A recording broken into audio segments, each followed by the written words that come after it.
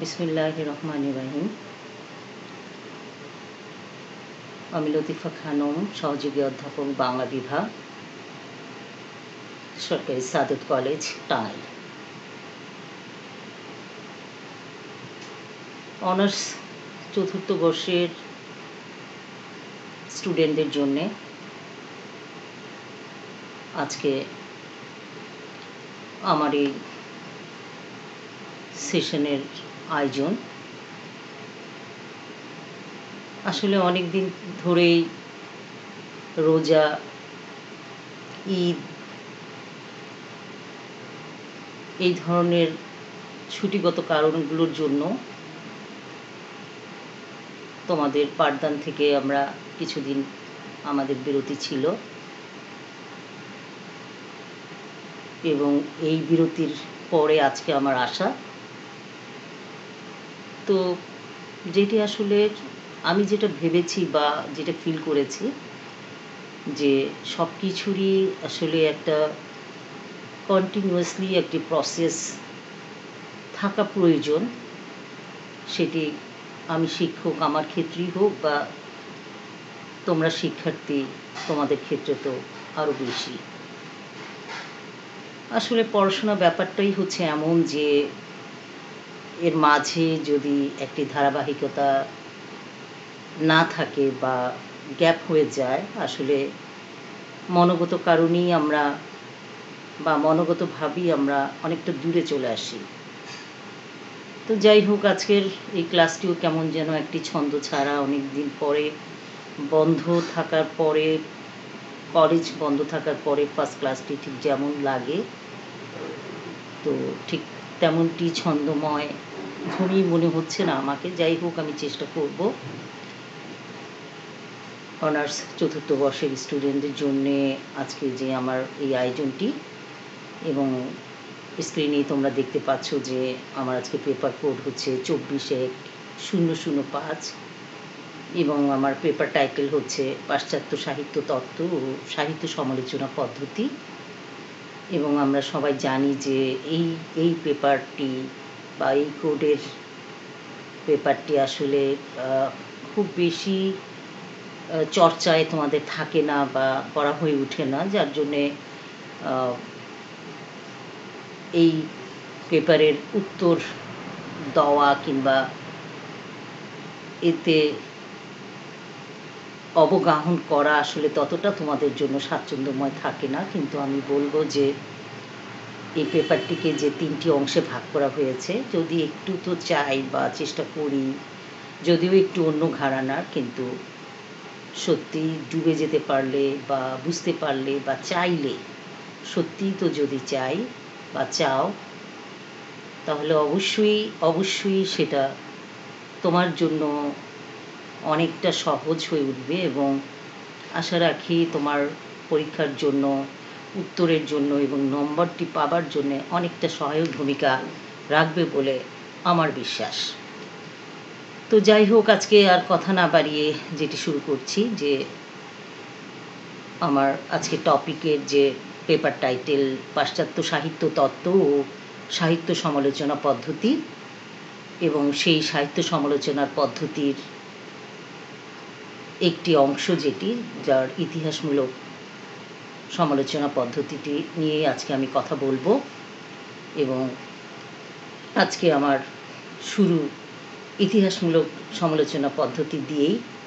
হ্যাঁ, তবে এর আগে আমি একটি ক্লাস নিয়েছিলাম সাহিত্য সমালোচনা পদ্ধতির উপরে, যে সাহিত্য সমালোচনা পদ্ধতি অ্যাকচুয়ালি কী, এর বৈশিষ্ট্যগুলো কী, কেমন করে করা হয়, বা সাহিত্য সমালোচনা পদ্ধতির প্রসেস বা কতটুকু করা উচিত, বা এর ক্রাইটেরিয়াগুলো কী কী, বা একজন সমালোচককে কী কী বৈশিষ্ট্যমণ্ডিত হতে হয়, বা কে যে বা যিনি বা যে বা যারা বা কে বা কারা, যেটি বলি না কেন, যে সাহিত্য সমালোচনা করবার ক্ষেত্রে তিনি আসলে কতটুকু কাজ করতে পারবেন, কোন দিক থেকে, কিভাবে, আমি আসলে গত একটি ক্লাসেই আমি সেটি শুরু করেছিলাম।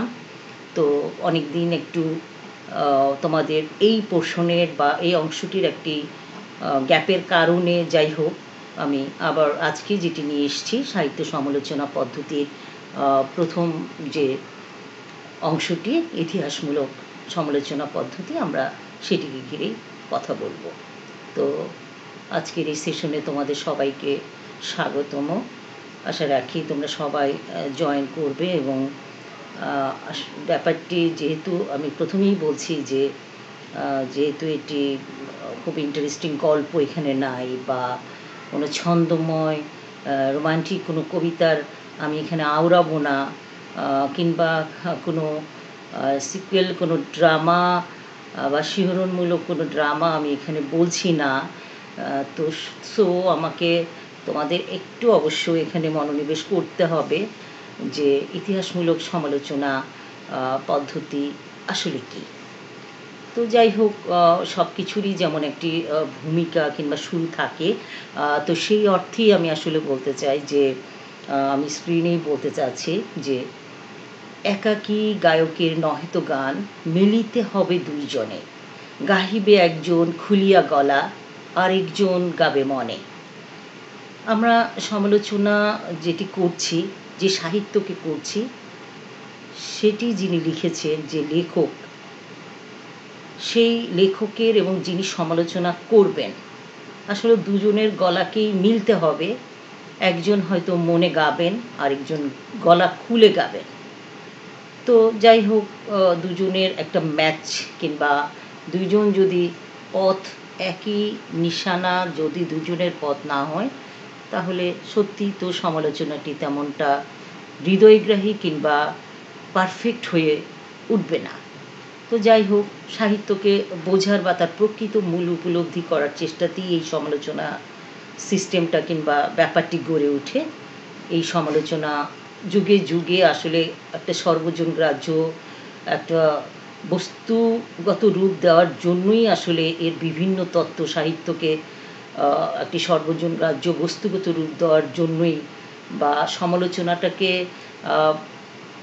সবার কাছে সর্বজনগ্রাহ্য করার জন্যই তৈরি হয় তার বিভিন্ন তত্ত্ব।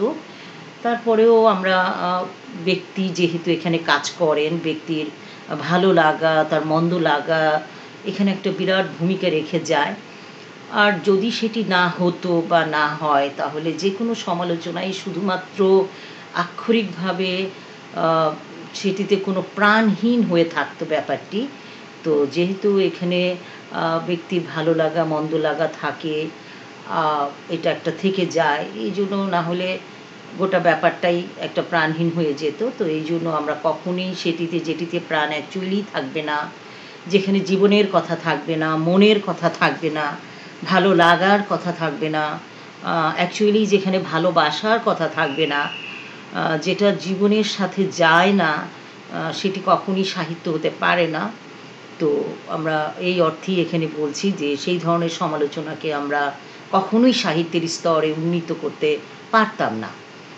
তো প্রখ্যাত সমালোচক যদি আমরা একটু দেখি, যে মিডলটন মিউরি, তিনি বলেছিলেন যে if it gives this delight, criticism is creative, beautiful and significant. যদি তো আমরা সমালোচনাকে আমরা যদি এটা ডেলাইট, এটা যদি আমাদেরকে পুলকিত করে, আনন্দিত করে, উদ্বেলিত করে, আমি যদি সেটাতে এতটাই ডিলাইটফুল থাকতে পারি সমালোচনাটার ক্ষেত্রে, সেটি বিশ্লেষণের ক্ষেত্রে, সেটিতে মনোনিবেশের ক্ষেত্রে, মিডলটন মিউরির মতে আসলে ক্রিটিসিজম তখনই ক্রিয়েটিভ হবে, ইটস এ বিউটিফুল হবে, এটি সিগনিফিক্যান্ট হবে বলে তার বিশ্বাস। তো তিনি আরও যেটি বলেছেন যে একজন good criticism is as much A work of art as a good poem. একজন গুড ক্রিটিসিজম, একটা গুড ক্রিটিসিজম আসলে ততটাই একটা গুড পোয়েমের মতোই, তেমন বিশাল, তেমন হৃদয়গ্রাহী, তেমন মনোগ্রাহী একটি কাজ অ্যাকচুয়ালি, যদি তো সেটাতে লেখকের সাথে সমালোচকের মন এবং প্রাণের একেবারেই একান্ত মিশেলটুকু থাকে। কাজেই বলা যায় যে একটি শ্রদ্ধাশীল পাঠের সাথে তাকে বোঝার চেষ্টা করতে হবে সমালোচকের, তাইলেই সেটি আসলেই বিচার সম্ভব। এবং যদি সেটি না হয়, সমালোচক যদি একেবারেই সেটিকে খুবই জাস্টিফাই করতে চান, কুষ্টি পাথর দিয়ে একদম নিরীক্ষণ করতে চান, তাহলে লেখক অসহিষ্ণু হয়ে উঠতে পারেন এবং সেটি খুব পারফেক্ট কিছু বয়ে নিয়ে আসবে না এবং খুবই বেশি সুখকর কিংবা খুবই পজিটিভ কিছু বা একেবারেই অথেন্টিক কিছু আমরা সেখান থেকে পাবো না।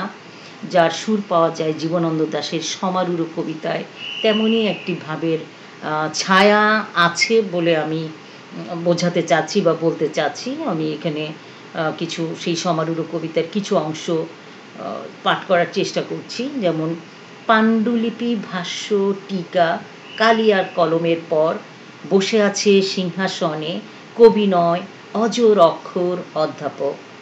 দাঁত নেই, চোখে তার অক্ষম পিচুটি, বেতন 1000 টাকা মাসে, আর 1000 দেড়ে পাওয়া যায় মৃত সব কবিদের মাংস, কৃমি, খুঁটি। অ্যাকচুয়ালি কোনো লেখনী যখন সামাজিক ঘটনার প্রেক্ষিতে সৃষ্টি হয়, তার একটা ঐতিহাসিক মূল্য অবভিয়াসলি থাকে, এটি আমরা জানি। যাই হোক, আমি এই পর্যন্ত যেটি বলছিলাম যে অ্যাকচুয়ালি একজন সমালোচক এবং একজন লেখক বা সাহিত্যিক, সেটি তিনি যাই রচনা করেন না কেন, সেটি নাটক হতে পারে, গল্প হতে পারে, সেটি কবিতা হতে পারে, সেটি প্রবন্ধ হতে পারে, যাই হোক না কেন, যদি সেটি করে থাকেন, তাকে আসলে কতটুকু কাজ করতে হবে, একাত্ম থাকতে হবে, একেবারেই মিশে যেতে হবে, কিংবা কতটা মনোনিবেশ করতে হবে, আমি সেই কথাটি বা সেই বোধটিকে বা সেই ভাবনাটিকেই আমি আসলে বোঝানোর চেষ্টা করেছি বা বলতে চেয়েছি আমি। তো যাই হোক, আমি যেটি বলছিলাম যে আজকে আমার পাঠের যে ব্যাপারটি, সেটি হচ্ছে ইতিহাসমূলক সমালোচনা পদ্ধতি। তো আমি ইতিহাসমূলক সমালোচনা পদ্ধতিতে ঢুকে যাওয়ার আগে একটু কোয়েশ্চেনগুলোর দিকে আমি আসলে চোখ রাখতে চাই। তো যেটি আসলে ইতিহাসমূলক সাহিত্য সমালোচনা পদ্ধতিকে ঘিরে যে কোয়েশ্চেনগুলো সচরাচর সামনে এসে থাকে, আমি এক ঝলক সেগুলোকে একটু দেখার চেষ্টা করছি, একটু পড়ার চেষ্টা করছি। যেমন এরকম হতে পারে যে সাহিত্য সমালোচনার ঐতিহাসিক পদ্ধতির প্রয়োগ ও গুরুত্ব লিখো, কিংবা ইতিহাসমূলক সাহিত্য সমালোচনার পদ্ধতির পরিচয় দাও, কিংবা এমন হতে পারে যে ইতিহাসমূলক সাহিত্য সমালোচনার প্রকৃতি এবং পরিধি পর্যালোচনা করো, কিংবা এমন হতে পারে যে ইতিহাসমূলক সাহিত্য সমালোচনার সংজ্ঞা এবং উদাহরণ দাও, যেটি খ বিভাগের অংশে আসতে পারে। গয় বড় কোয়েশ্চেনগুলো যেগুলো আমি পড়েছি সেটি আসতে পারে। অথবা এমন হতে পারে যে ইতিহাসমূলক সাহিত্য সমালোচনার পদ্ধতি যেটি, এটির সম্ভাবনা এবং সমস্যাটির নিরূপণ করো। অথবা একেবারেই কয়ের কোয়েশ্চেন যে ইতিহাসমূলক সাহিত্য সমালোচনার প্রবক্তা কে। তো যাই হোক, আমরা তোমরা যে পরীক্ষা অংশগ্রহণ করো সেটাতে আমরা জানি যে কোয়েশ্চেনের 3টি পার্ট, ক, খ এবং গ। যাই হোক, কয়ের যে এক কথার যে কোয়েশ্চেনের উত্তর, কিংবা খয়ের যে 4 নাম্বারের যে উত্তর, কিংবা গয়ের যে 10-এর যে অংশটুকু, প্রকারান্তরে ছোট, মাঝারি, বড়, যেভাবেই কোয়েশ্চেনগুলো আসুক না কেন, আমি মনে করি ব্যক্তিগতভাবে যে যদি তো আমার সেই পাঠটির উপরে কিংবা আমার সেই লেসনটির উপরে যদি আমার সত্যিই তো জানা থাকে কিংবা আমার দখলটি তেমনই থাকে, তাইলেই সম্ভব হবে যে যে কোনো ধরনের কোয়েশ্চেনই হোক না কেন, সেটার প্রপারলি অ্যান্সার করে আসা কিংবা উত্তর দেওয়াটাই বড় কথা নয়। আমি যেটি বিশ্বাস করি, আমি সবসময়ই এটি বিশ্বাস করি যে আমার জানাটাই হচ্ছে, বা আমি এই বিষয়টি সম্পর্কে কতটা রিয়েলাইজ করতে পেরেছি, বা এই বিষয়টি সম্পর্কে আমি আসলে কতটা জানি বা বুঝতে পেরেছি, আমার মনে হয় সেটিই আমি আসলে সবসময়ই প্রায়োরিটি দেই। এবং আমি বিশ্বাস করি একটি স্টুডেন্টের সেটি হওয়া উচিত, যদি তো সে নিজেকে সত্যি শিক্ষায় শিক্ষিত করতে চায়, নিজের মাঝে জ্ঞানকে আসলে প্রথিত করতে চায়, তো তাকে আসলেই তেমনটি করা উচিত হবে বলেই আমি বিশ্বাস করি। তো যাই হোক, আমি ফিরে আসছি আমার পাঠে। আমি যেটি বলছিলাম যে ইতিহাসমূলক সাহিত্য সমালোচনা আমি দেখানো বা বোঝানোর চেষ্টা করতে চাচ্ছি যে ইতিহাসমূলক সাহিত্য সমালোচনাটি আসলে অ্যাকচুয়ালি কী। আমরা যদি এরকম করে বলি যে সাধারণত আমরা দেখি যে যখন কোনো লেখনী কোনো সামাজিক ঘটনার প্রেক্ষিতে যদি সৃষ্টি হয়, তার একটি ঐতিহাসিক মূল্য বা হিস্টোরিক্যাল ভ্যালু তার অবশ্যই থেকে যায়। পরবর্তীকালে যখন সেই রচনাটি অ্যাকচুয়ালি একটা আবেদন তো অবশ্যই রেখে যায়। যখন পরবর্তীকালে সেই রচনাটি আমরা মূল্যায়ন করতে যাই, তখন বা কোনো সমালোচক যখন সেটিকে মূল্যায়ন করতে চান, তখন সেই রচনাকাল, সেই সাহিত্যের তার পারিপার্শ্বিকতা, রচনার তার পটভূমি বা লেখক চিত্তে তার কতটা প্রভাব ছিল ইত্যাদি বিষয় নিয়ে আলোচনা তখন হয়ে ওঠে বা করা হয়, এবং তখনই সেটি হয়ে ওঠে ঐতিহাসিক সমালোচনা। আমরা এও জানি যে 19 শতকের মাঝামাঝি সময়ে 1863 সাল বলতে পারি, যে তখন ফরাসি সমালোচক হিপোলাইট টেইন, আমি একটু আগেই বলছিলাম এই পদ্ধতির যিনি প্রবক্তা আসলে হিপোলাইট টেইন, হিপোলাইট অ্যাডলফি টেইন আসলে ওনার পুরো নাম, যাকে আমরা টেইন বলে বা হিপোলাইট টেইন বলে বলি।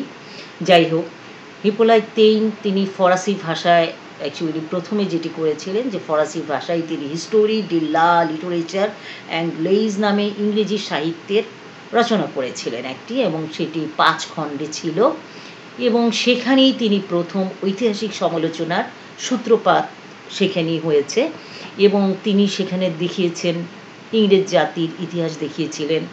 তিনি সেখানে তাদের সামাজিক বৈশিষ্ট্যের কথা বলেছিলেন, তিনি সেখানে তাদের জীবনযাত্রাকে দেখাতে চেয়েছেন, তিনি সেখানে সাহিত্য চর্চার বিকাশকে দেখিয়েছেন। এই সবগুলো ব্যাপার আসলে সেই হিপোলাইট টেইনের হিস্টোরি ডি লা লিটারেচার অ্যাংলেজ সেই ফরাসি ভাষার সেই গ্রন্থে রয়েছে, যেটি আসলে 5 খণ্ডে সম্পূর্ণ ছিল। তো সেখানেই প্রথম আসলে প্রকটিত হয় বা সেখানেই উদ্ভাসিত হয় কিংবা প্রকাশিত হয় আমাদের এই ঐতিহাসিক সমালোচনা কিংবা ইতিহাসমূলক সমালোচনার ব্যাপারটি। তবে আমরা এটাও জানি যে টেইনের আগে ভিকো নামে আরেকজন ছিলেন, যে উনার রচনায় যিনি 1725 সালে এই পদ্ধতির সাহিত্য বিচারের সন্ধান আমরা ভিকোতে দেখি। ভিকোর লা সিনজানুভা নামে গ্রন্থে আমরা অ্যাকচুয়ালি সেটির প্রথম উদ্ভাস বা শুরুটি দেখতে পাই। আমরা যদি এরকম বলি যে ঐতিহাসিক সমালোচনার অ্যাকচুয়ালি দুটো আলাদা ফিল্ড আছে, ক্ষেত্র আছে। যদি পুরোটাকে ওইভাবে ভাগ করি মোটা দাগে, যে তার একটি চরিত্রকেন্দ্রিক দিক এবং আরেকটি হচ্ছে যে সমাজতাত্ত্বিক দিক। তো আমরা জানি যে কোনো রচনার যখন আমরা ঐতিহাসিক মূল্য যখন আমরা নির্ণয় করতে যাই, এবং যে নির্ণয় করেন এটি তো এমনি অটোমেটিকলি হয়ে যায় না, এটির তো আর প্রাণ নেই, আমাকে কাউকে না কাউকে সেটিকে হ্যান্ডেল করতে হয়। এর পেছনে কোনো কারিগর আছেন, কোনো স্রষ্টা আছেন, ব্যক্তি আছেন। তো নিশ্চয়ই সেই ব্যক্তি জীবনের ছাপ সেখানে পড়ে, তার চারিত্রিক বৈশিষ্ট্য, তার ক্যারেক্টারিস্টিকের ছায়া সেখানে ফেলে যায়। তো আবার আরেকটি দিক হচ্ছে যে এর একটি সামাজিক অবস্থাও, কারণ তিনি কোনো সোসাইটিতে বসবাস করেন এবং সেই সোসাইটি, তার পরিবেশ, এই ব্যাপারগুলো সেখানে প্রাধান্য পায়, এবং ঐতিহাসিক সমালোচনা তখন সমাজতাত্ত্বিক সমালোচনা নামে প্রকাশিত হয় বা সামনে এসে যে দাঁড়ায়, এবং আমরা সেটাকে সমাজতাত্ত্বিকভাবেও সেটিকে আমরা দেখতে পারি। তো মোটা দাগে আসলে দুটো ফিল্ড ঐতিহাসিক সমালোচনা সাধারণত করা হয়ে থাকে। একটি হচ্ছে তার চরিত্র কেন্দ্রিকতার দিক এবং আরেকটি হচ্ছে তার সমাজতাত্ত্বিকতার দিক। তো এর আগেও যেটি আমি আরও বলতে চাই যে লিওনেল ট্রিলিং নামে পাশ্চাত্যের এক সমালোচক, তিনি সেন্স অফ দ্য পাস্ট প্রবন্ধে তার যেটি তিনি বলতে চেয়েছেন ওখানে তিনি বিস্তারিত আলোচনা করেন, এবং তিনি আসলে যেটি দেখাতে চেয়েছেন খুব জোরদারভাবে যে ওই ইতিহাসের যে একটি জোরালো ভূমিকা সাহিত্যের মধ্যে থাকে বা থাকা উচিত। এই এই প্রেক্ষাপটকে কিংবা এই প্রয়োজনকে সামনে রেখেই তিনি আসলে বলতে চেয়েছেন যে সাহিত্য বিচার সবসময়ই সাহিত্য বিচারে একটি ঐতিহাসিক সাহিত্য বিচার মানে হচ্ছে তার একটা ঐতিহাসিক ভিক্ষা। এটা একটি ঐতিহাসিক ভিক্ষা মানে হচ্ছে কারণ সাহিত্য মানেই হচ্ছে একটি শিল্প এবং ঐতিহাসিক কথাটি এখানে তিনটি অর্থে উনি এখানে ব্যবহৃত করতে চান। এটি ট্রিলিংয়ের মত বলে আমরা জানি এবং আমরা এই মতে আমরা আসলেই পজিটিভ মনে করি। যেমন নাম্বার 1 উনি যেটি বলতে চেয়েছেন যে অতীতে কবিকে মনে করা হতো ঘটনাবলীর বিশ্বস্ত সংগ্রাহক। নাম্বার 2 সাহিত্য এই অর্থে ইতিহাস অনুগত যে ক্রমে গড়ে ওঠা ঐতিহ্যের সঙ্গে সাহিত্যের যোগ নিবিড়। নাম্বার 3 অতীতের উপাদান সাহিত্যের বিষয়রূপে অত্যন্ত মূল্যবান, কিন্তু ইতিহাস অর্থাৎ কার্যকারণ সূত্রে অনিবার্য বহির্ঘটনাকেই সাহিত্য জন্মের কারণ বলে গণ্য করলে সাহিত্যকে কতগুলো বাহ্য কারণের অনিবার্য প্রতিক্রিয়ায় গুরুত্ব দিতে হয়। ট্রিলিং এই সংশয়ের সমাধান করেছেন। অত্যন্ত চমৎকার একটি মন্তব্য তিনি দিয়েছেন। আমি দেখতে পাচ্ছ তোমরা স্ক্রিনে সেই মন্তব্যটি, যেটি লেখা আছে, the poet, it is true, is an effect of environment, but we must remember that he is no less a cause. He may be cause as a barometer, but let us not forget that is also part of the weather.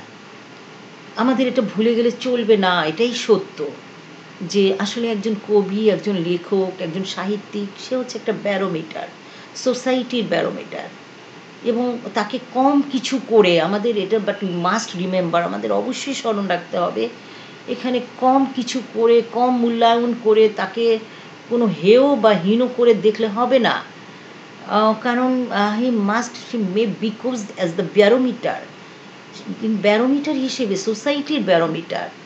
মানে বাতাসের চাপ যেমন barometer দিয়ে আমরা বায়ুর চাপ মেপে থাকি, ঠিক তেমনি উনি সোসাইটির ব্যারোমিটার এবং উনি also part of the weather, এই সোসাইটির ওয়েদারের পার্ট।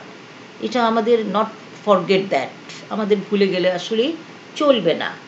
তো যাই হোক, আমি নেক্সটে যেটি বলতে চাচ্ছি যে অ্যাকচুয়ালি ইতিহাস হলো একটা, আসলে হলো কি যে এটা হচ্ছে একটা কন্টিনিউয়াম অফ ইভেন্টস, মানে চলমান। আসলে এটি কখনোই থেমে থাকার না।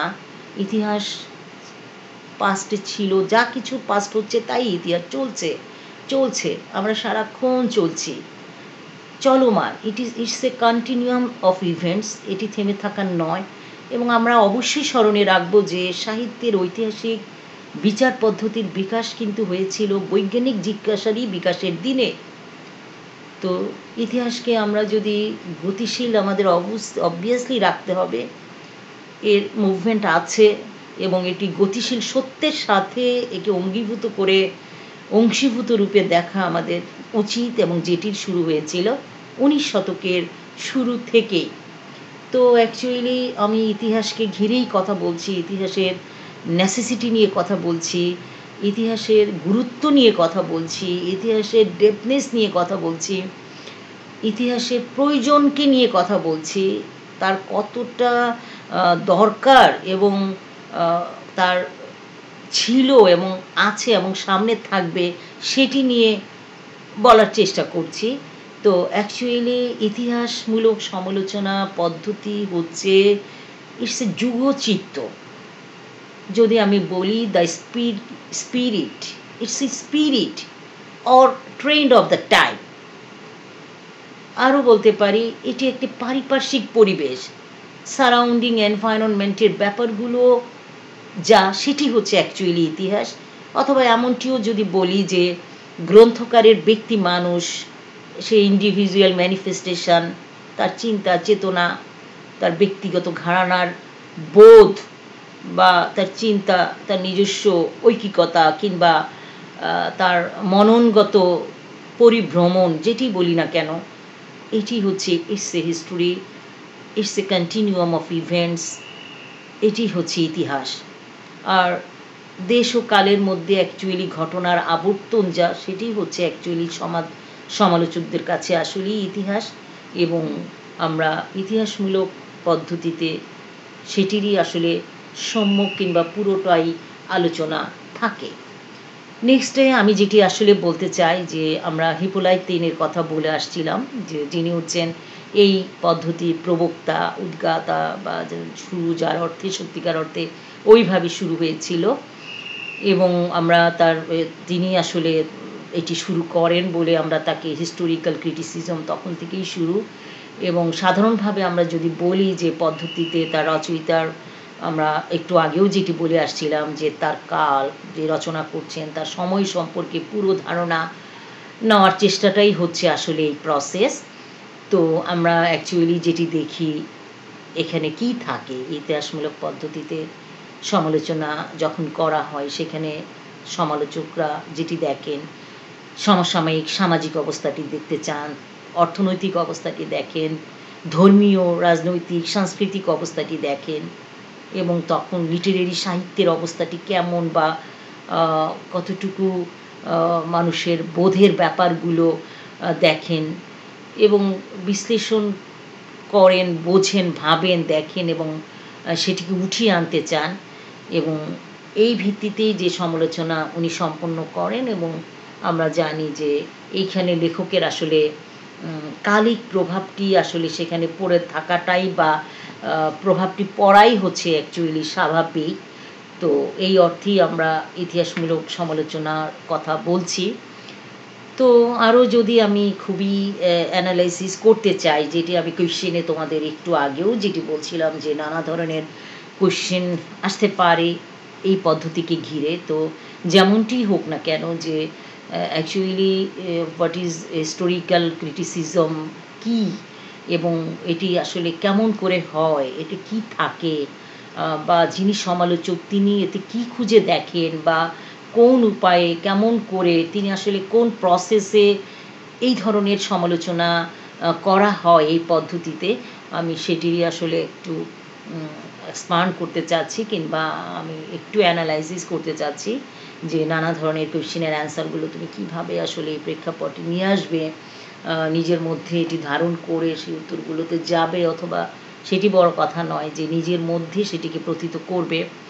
তো যাই হোক, আমি এই স্লাইডে যেটি আসলে আমার তোমাদের বলা যেটি, সেটি হচ্ছে অ্যাকচুয়ালি যে যখন কোনো কর্ম আমরা ঐতিহাসিক প্রেক্ষাপট কিংবা ঐতিহাসিক তত্ত্বপাতের মাধ্যমে অ্যাকচুয়ালি বিশ্লেষণ করি, একটু আগেই আমি বলছিলাম যখন অ্যাকচুয়ালি বিজ্ঞানের যুগ বা শুরু হয়েছিল বিজ্ঞানের বিকাশে, তখনই আমরা আসলে ইতিহাসের শুরু। কারণ বিজ্ঞান মানেই হচ্ছে যৌক্তিকতা, বিজ্ঞান মানেই হচ্ছে প্রমাণ, বিজ্ঞান মানেই হচ্ছে কজেস অবশ্যই থাকতে হবে।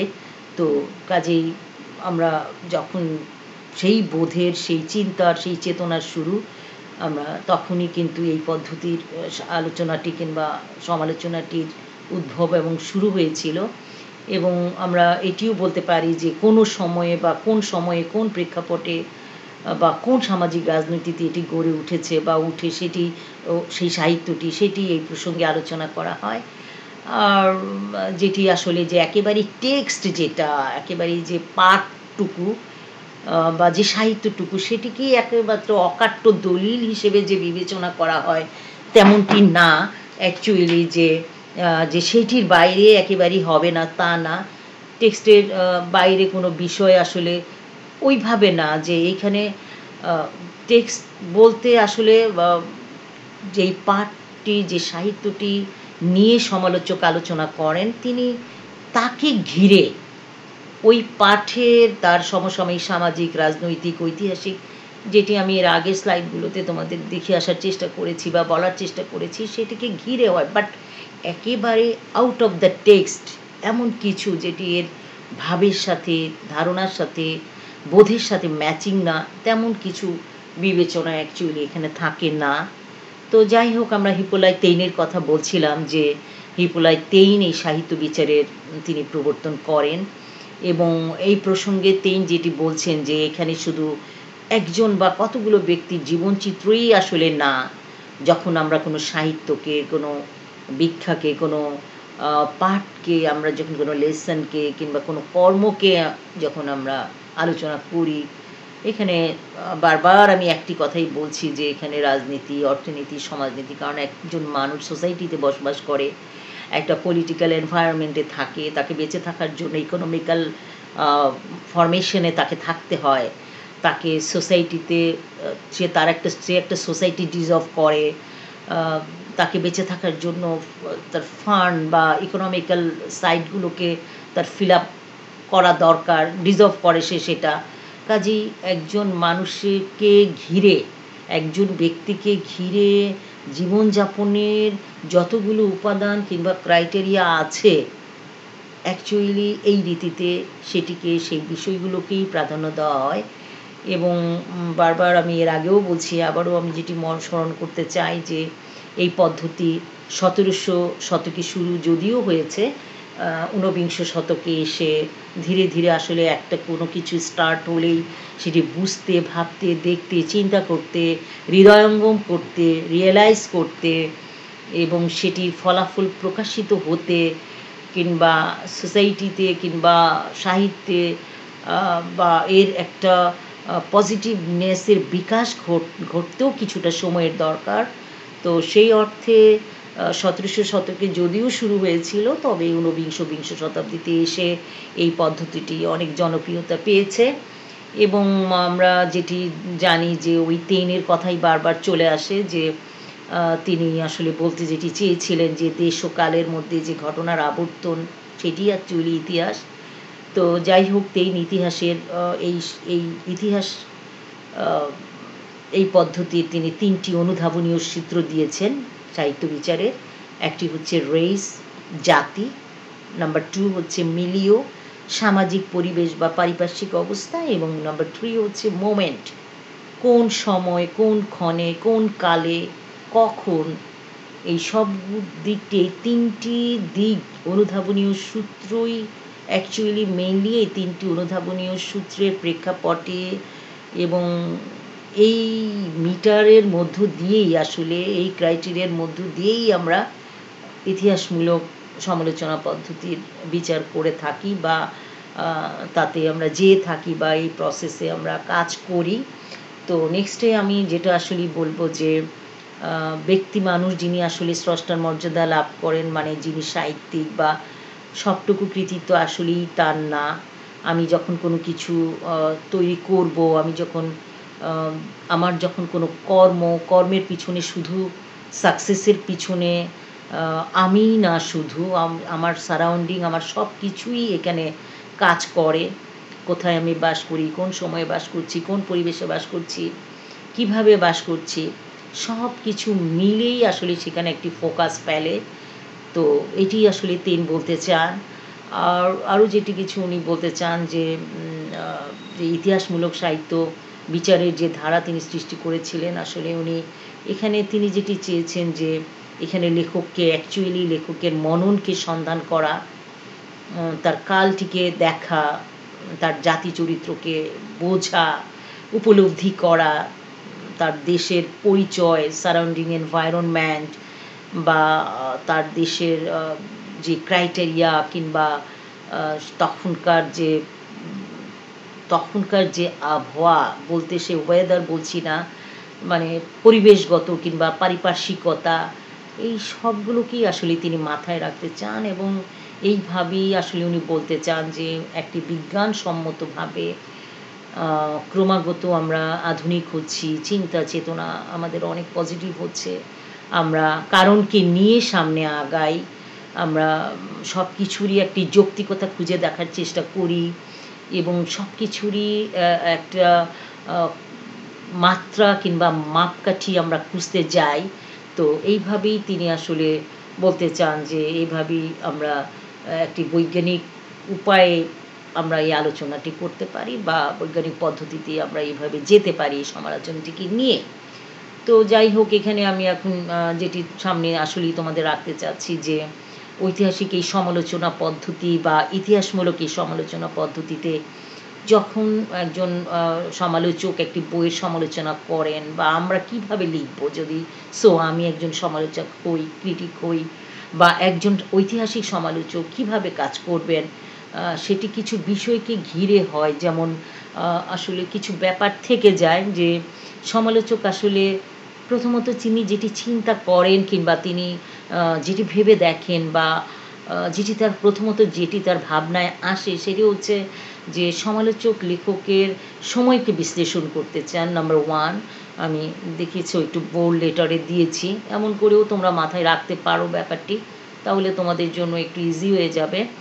যে সমালোচক লেখকের সময়কে বিশ্লেষণ করতে চান, যে যে সময়ে গল্প কবিতাটি বা ওই সাহিত্যকর্মটি রচিত হয়েছিল ওখানের যে বিধৃত সময় সেটি, এবং তিনি যখন করছেন সেই দুটো সময়কেই উনি বিশ্লেষণ করতে চান একসাথে।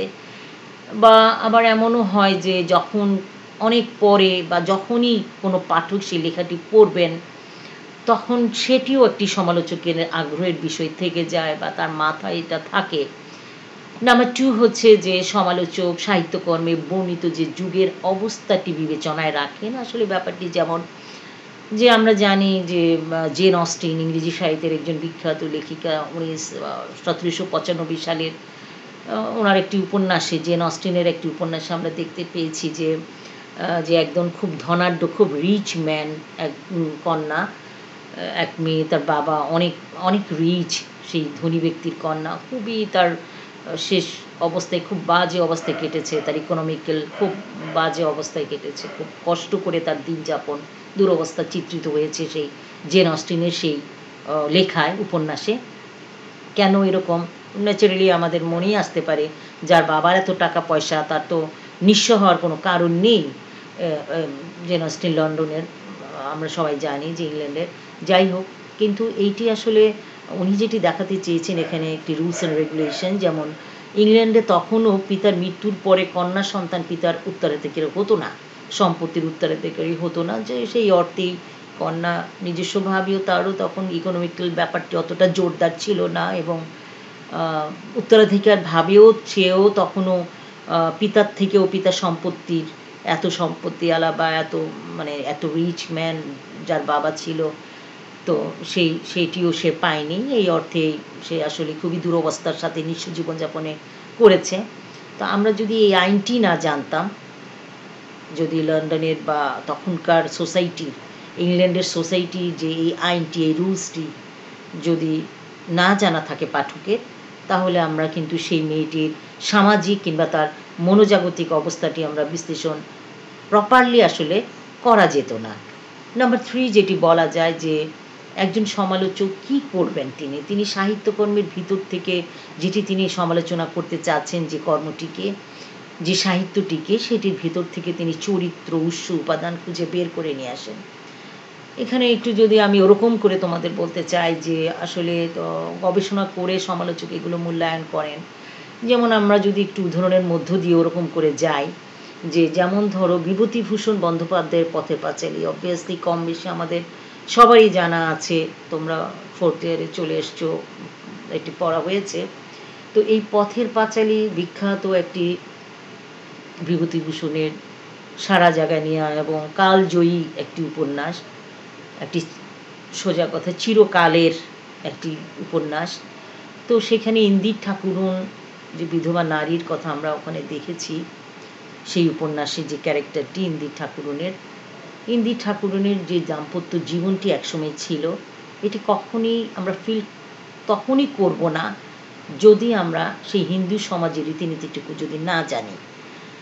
যেমন কেন ইন্দির ঠাকুরনের এই অবস্থা হয়েছে, যে অল্প বয়সে তখন ব্রাহ্মণ মানে বিয়ের ব্যাপারটি, যে কাস্ট প্রথা যেটি ছিল, যে কাস্টে বিয়ে হতে হবে এই সনাতন ধর্মের মধ্যে, এবং এই ব্যাপারটির জন্য যখন একসময় প্রচুর পরিমাণে বিধবা, অনেকাংশে একসময়ে তখনকার সোসাইটিতে বিধবাদের সংখ্যা অনেক বেড়ে গিয়েছিল, ইন্দির ঠাকুরন তারই একটি প্রতীক কিংবা একটি জ্বলন্ত একটি কী বলবো একটি উদাহরণ হিসেবেই আমরা সবাই জানি।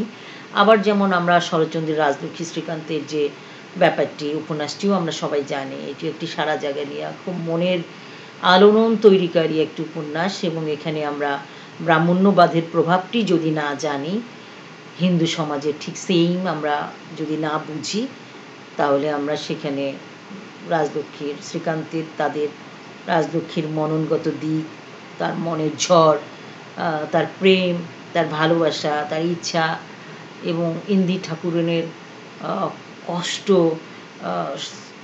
অন্য পরিবারের সাথে তার সেই বয়সে মানিয়ে নেওয়ার চেষ্টা, নিজের দাম্পত্য জীবনকে তেমন করে না পাওয়া, এগুলোকে আসলে আমরাও ফিল করতে পারবো না পাঠক হিসেবে, যদি তো আমরা সেই রীতিনীতিগুলোতে নিজেরাই না ততটা বুঝি বা জানি।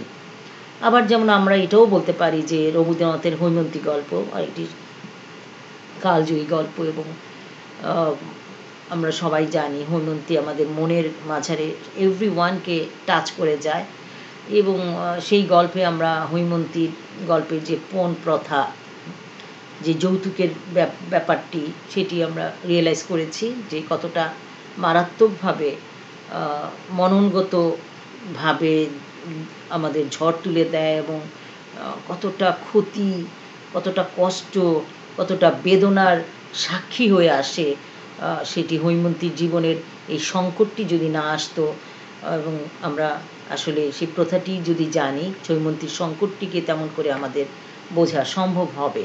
নাম্বার 4 যেটি আবার বলতে পারি যে সাহিত্যকর্মের ভাষার সঙ্গে বর্তমানের যে ভাষার যে পরিবর্তন, যে অ্যাকচুয়ালি ভাষা হচ্ছে নদীর পানির মতো বহমান প্রবাহমান চলছে, এবং যখন যেটি অ্যাকসেপ্টেবল তখনই ভাষা আসলে অ্যাকসেপ্টেবল, যখন জনসমাজ সোসাইটি যেটি যেভাবে অ্যাকসেপ্ট করে নিচ্ছে ভাষা সেভাবেই বহমান। এই জন্য ভাষার চেঞ্জ আছে। আমরা অনেক মৃত ভাষা দেখতে পাই যেগুলোর এখন সেই বহমানতা নেই। তো সাহিত্যকর্মের সঙ্গে সমালোচক এটিও দেখেন। এবং নাম্বার 5 যেটি আমি বলবো সেটি হচ্ছে যে এই পদ্ধতির সমালোচক হাইপোথিসিস গড়ে নেন। What is hypothesis? হাইপোথিসিস আসলে হচ্ছে কি, এটি একটি অনুমান। কী ধরনের অনুমান? এটি হচ্ছে আসলে এমন ধরনের অনুমান যে অনুমানটাকে সত্য বলে ধরে নেওয়া হয়, এবং এই ধরে নিয়ে এই সাহিত্যকর্মটি তখন সাহিত্যিক বিশ্লেষণ করেন অথবা বর্জন করেন অথবা পরিবর্তন করেন অথবা পরিমার্জন করেন, করে তারপরে তিনি তার নিজের মতো করে দাঁড় করান। তো আমরা এই ছিল আমাদের যে একজন সমালোচক কীভাবে আসলে গভীরে ঢুকে তার কর্মটিকে সেই নিয়ে কাজ করবেন। তো এইখানে আমি যেটি আসলে দেখাতে চাচ্ছি সেটি হচ্ছে যে বাংলা সাহিত্যে আমরা এই পদ্ধতির সমালোচনার কিভাবে কোন কোন গ্রন্থে বা কোন কোন কর্মে আমরা সাধারণত কোথায় কোন কোন গ্রন্থে আমরা দেখতে পেয়েছি, আমি এইগুলো একটু টাচে দিতে চাচ্ছি। যে আমরা প্রথমে দেখতে পাই যে বিনয় ঘোষ এই পদ্ধতির সমালোচনার ধারার অন্যতম পথ প্রদর্শক ছিলেন। তাছাড়া আমরা অরবিন্দ পোদ্দারের বঙ্কিম মানস গ্রন্থটিতে দেখতে পাই এই পদ্ধতির প্রসেস। আমরা শীতাংশু মৈত্রের যুগন্ধর মধুসূদন দেখতে পাই। আমরা উজ্জ্বল কুমার মজুমদারের তারাশঙ্কর দেশকাল এইটিতে দেখতে পাই। আমরা রামেন্দ্র সুন্দর ত্রিবেদীর মহাকাব্যের লক্ষণ এই গ্রন্থটিতেও দেখতে পাই। আমরা শ্রী হেমন্ত কুমার গঙ্গোপাধ্যায়ের মহাভারতের তাৎপর্য এটিতেও দেখতে পাই। আমরা অরুণ কুমার বসুর ক্ষণকালের ছন্দ এবং রবীন্দ্রনাথের খনিকা, এখানে একটি চমৎকার একটি গ্রন্থ এবং আলোচনায়ও আমরা এখানে সেটির ছায়া দেখতে পাই, কিংবা সেটির একেবারেই পারফেক্টলি দেখতে পাই। এবং দেবনাথ বন্দ্যোপাধ্যায়ের রাজসভার কবি এবং কাব্য দেখতে পাই আমি সেটিতেও, এবং রবীন্দ্র গুপ্তের বঙ্গদর্শন এবং বাংলা সাহিত্য এই পদ্ধতির সমালোচনা গ্রন্থ আমরা দেখতে পাই, এবং আরও কিছু যেটি অবশ্যই উল্লেখযোগ্য আছে আমরা যেটি জেনে নেব। যাই হোক, আমরা নেক্সট স্লাইডে যেটি আমি বলতে চাচ্ছি যে আমি এই সমালোচনার ঐতিহাসিক কিংবা ইতিহাসমূলক সমালোচনা পদ্ধতির এর অনেক যে পজিটিভ দিক যেমন আছে সব কিছুরই, তেমন একটি সীমাবদ্ধতাও থেকে যায়। তো আমি যদি সীমাবদ্ধতার কথা বলতে যাই, যেমন আমাদের কোয়েশ্চেনে যেটি আছে যে একটি কোয়েশ্চেন ছিল যেটি আমি আবারও বলতে চাই যে ইতিহাসমূলক সাহিত্য সমালোচনা পদ্ধতির সম্ভাবনা কতটুকু আছে, বা এটা আসলে কতটুকু সম্ভাবনাময়, বা এটি কতটুকু আমরা কাজে লাগাতে পারি, অথবা তার সমস্যাটুকু কোথায় আছে, সম্ভাবনাও কোথায় কতটুকু, বা সীমাবদ্ধতা বা সমস্যাও কীরকম থাকে সেটিও ঘিরেও একটি কোয়েশ্চেন আছে বা এরকম হতে পারে। তো সেই অর্থেই আমি তোমাদের বলতে চাচ্ছি যে এই পদ্ধতি যেমন এটিকে একটি উচ্চতর সমালোচনা পদ্ধতি একসময় অ্যাকচুয়ালি বলা হতো। তো এর আসলেই কেন এটি, যে কারণে এটি একেবারেই শেকড়ের সন্ধান করে, রুটসের সন্ধান করে, একেবারেই গোড়ায় দেখতে চায়। তো এর কিছু সীমাবদ্ধতাও আছে, যেমন নাম্বার 1 যেটি আমি বলতে চাচ্ছি যে আসলে লেখক যে সময়ে লেখাটি লিখছেন সেই সময়টি লেখককে প্রভাবিত করে। এই জন্য সময়টি বা প্রভাবিত হওয়ার উপরও ভিত্তি করে লেখাকে সকল সময় বিশ্লেষণ করা যায় না বা ঠিকভাবে মূল্যায়ন করা যায় না, এটা হতে পারে। নাম্বার 2 যেটি আমার কাছে মনে হয় বা বলতে চাই আমরা বা পারি, যে ইতিহাসের প্রেক্ষাপটে বিবেচনা করতে গিয়ে কোনো কোনো সমালোচক অতিরঞ্জনের আশ্রয়ও নিতে পারেন। নাম্বার 3 যেমন বলা যেতে পারে যে লেখক কোনো দিকে বা কোনো পক্ষেও অবস্থান করতে পারেন। ইটস আপ টু হিম, এটি তাহার উপরে আসলে সে কোথায় যাবে, কোন পক্ষে যাবে। কাজেই এখানে একেবারে পারফেক্টলি নাও হতে পারে। নাম্বার 4 যেটি বলতে পারি, ঘতে যেমন তেমনি তার ভালো লাগেনি বলে কোনো ভালো জিনিসকেও তিনি, আমার তোমার কাছে হয়তো ভালো, তার কাছে ভালো লাগেনি, কারণ ম্যান টু ম্যান ভেরি করতেই পারে। সবার কাছে যেটি ভালো লাগবে, আমার কাছে যা ভালো লাগবে তার কাছে লাগবে, বা তোমার কাছে লাগবে এমন নাও হতে পারে, বা তোমার কাছে ভালো আমার কাছে লাগবে না এমনই হতে পারে। তো সেই ব্যাপারটিকেই মাথায় রেখে এটাও একটি ব্যাপার যে কোনো জিনিসকে, ভালো জিনিসকে তিনি অপছন্দও করতে পারেন। বা নাম্বার 5 যেটি উঁয়োতে আমি বলতে চাচ্ছি যে ইতিহাসের পটে একজন সাহিত্যিকের সমস্ত প্রবণতা লক্ষ্য আবিষ্কার সম্ভব নয়। এটাও একটি ব্যাপার। বা আবার এটিও বলা যায় যে আবার কোনো কোনো লেখক ইতিহাসের বৃত্ত থেকে বের হয়ে ইতিহাসের স্পর্শহীন সাহিত্য নির্মাণ করতে পারেন। এটাও হয়, অনেক সময় হয়ে যায় যে এটাও, এই ধরনের উদাহরণও আসলে অনেক আছে বিশ্বে, এটিও খুব একটা কম কিছু না। তো যাই হোক, আমার এই ছিল আসলে আজকের যে ব্যাপার। তো আমি যেটি বলতে চাইবো যে এই করোনাকালীন অবস্থার মধ্যে আসলেই আমরা একদম সময় নষ্ট করব না। আমরা নেক্সট ক্লাসে আমি অন্য পদ্ধতিগুলোকেও তোমাদের সামনে আনতে চাইবো। আমি বারবার বলছি যে আমাদের আজকের এই টপিকটি অ্যাকচুয়ালি ঠিক ততটা আনন্দ নিয়ে হয়তো পাঠ করা যায় না বা যাবে না বলে তোমরা মনে করো, কিন্তু আমার ধারণা এটি ভুল। যদি তো সত্যিই আমরা চাই বা আমরা সেটিকে দেখতে চাই বা নিজের মধ্যে রাখতে চাই, অবশ্যই চেষ্টা করলে, ইচ্ছে করলেই আমরা সেটাকে করতে পারবো। এবং আমি যেটি তোমাদের আহ্বান জানাবো, আমার নেক্সটে একটি ভিডিও আছে, যে এই ভিডিওতেই তোমরা এটিকে একটি ভিডিও, সমাজ সচেতনামূলক একটি ভিডিও আছে যেটিকে তোমরা আসলে দেখতে পারো। এই ভিডিওটি দেখার আমন্ত্রণ জানিয়ে আমি আসলে এভরিওয়ানকে আমি ধন্যবাদ দিচ্ছি, থ্যাংক ইউ সবাইকে। এবং আমি আশা রাখি যে আগামী ক্লাসে আমার তোমাদের সাথে দেখা হবে, এবং সেই পর্যন্ত অবশ্যই সুস্থ থাকবে, ভালো থাকবে। এবং ভিডিওটি দেখার আহ্বান জানিয়ে আমি আজকে আমার এই সেশনটি শেষ করছি। তো সবাইকে থ্যাংক ইউ।